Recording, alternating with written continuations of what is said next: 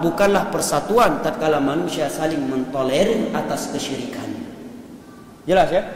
Dan perselisihan yang paling besar, yang paling parah, yang paling dimurkai oleh Allah adalah perselisihan akidah, adalah perselisihan kesyirikan. Allah katakan fakhtalafu, padahal mereka ikhtalafu enggak, mereka sepakat bersatu padu satu kalimat untuk menjadikan gambar-gambar orang soleh tadi sebagai sumber berkah, perantara antara mereka dengan Allah dalam beribadah. Sepakat mereka satu kalimat, tetapi Allah katakan fakhtalafu, mereka berselisih. Jelas ya? Sehingga jangan termakan. Kita jaga persatuan kita, jangan saling menyalahkan. Subhanallah, kalau sesuatu yang dilakukan salah menurut Allah dan Rasulnya, kita benarkan. Kita lebih pandai dari Allah dan Rasulnya.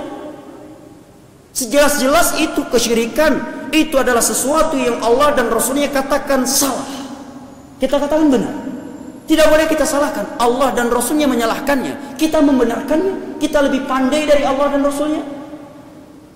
Kita lebih ingin, keinginan kita lebih baik daripada keinginan Allah dan Rasulnya.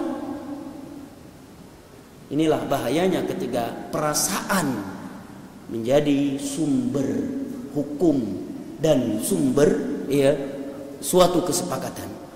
Allah namakan mereka, katakan mereka berselisih, padahal mereka satu kata untuk menyembah 5 patung orang soleh tadi. Nggak ada yang mengingkari. Kapan ada yang mengingkari? Tatkala Allah mengutus Nabi Nuh alaihi salam.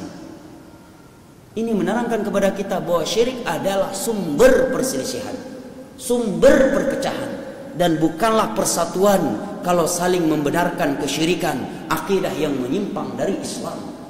13 tahun Nabi mensucikan bumi Allah di Mekah dari syirik, sampai beliau terpaksa terusir karena mendakwahkan tauhid, karena memperingatkan bahayanya kesyirikan dan meluruskan cara ibadahnya mereka.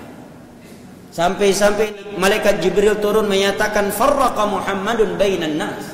Muhammad ini telah memecah belah manusia. Maksudnya betul, beliau memecah belah. Artinya dengan diutusnya Nabi Muhammad, terpecahlah manusia menjadi ahli tauhid dengan ahli syirik.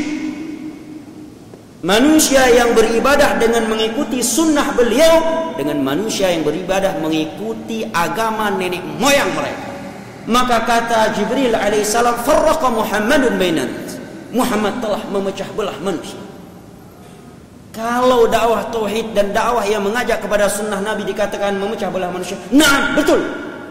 Dakwah tauhid dan dakwah sunnah memang memecah belah manusia agar terbedakan mana manusia yang mentauhidkan Allah dan meninggalkan kesyirikan, antara orang-orang yang melakukan kesyirikan kepada Allah, dan membedakan manusia yang beribadah mengikuti sunnah Nabi SAW dari manusia yang beribadah mengikuti tata cara hawa nafsu yang dibuat-buat oleh manusia dan menyelisih daripada tuntunan Rasulullah SAW.